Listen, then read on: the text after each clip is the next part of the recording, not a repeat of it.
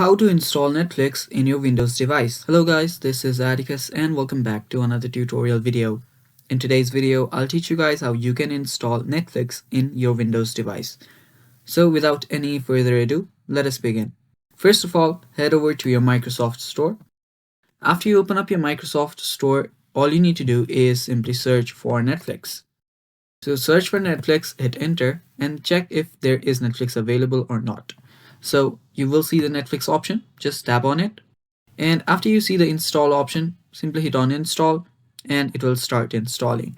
And it's that simple guys. Now all you need to do is wait while this Netflix is getting downloaded, and after it downloads, all you need to do is you need to open Netflix from your desktop and then log in with your account and start streaming your favorite TV shows. So yeah, that is basically it guys.